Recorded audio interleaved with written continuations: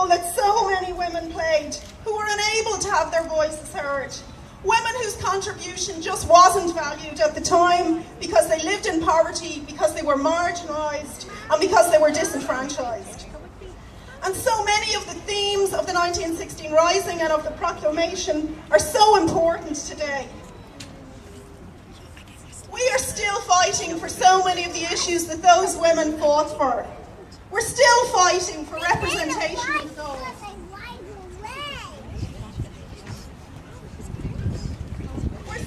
We're still fighting for issues like housing. 100 years ago, Dublin was surrounded and had so much slums within its centres, and we're still in the midst of a housing crisis. Workers' rights were key issues for women like Rosie Hackett, and today the majority of those in low pay and precarious work are women. And as well as remembering the women of 1916, we're also here today to reflect on the Rising and what independence meant for women. And so many of the speakers today will be talking about things like this. Under the Irish Free State, divorce was outlawed, contraception became illegal. And while the rest of Europe was developing proper social protection and social care systems, Ireland was incarcerating more and more women and children.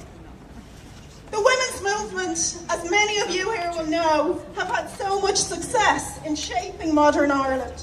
And we will celebrate those successes and achievements today. The most recent one being the legislative gender quotas, where we now finally broke through the 15% mark and we have 35 women in the Dáil. And that was a huge achievement.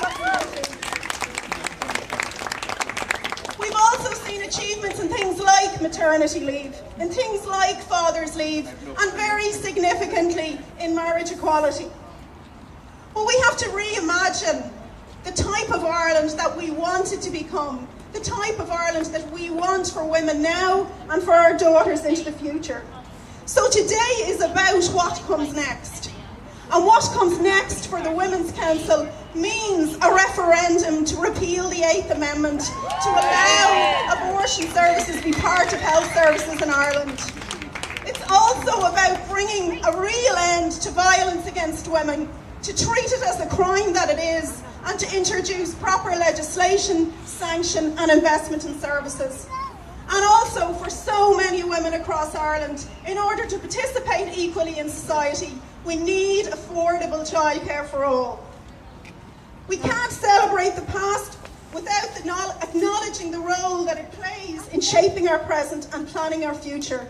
So today we have so many speakers who are going to talk about that future and who are going to talk about building the feminist future that we want in the National Women's Council of Ireland. Thank you.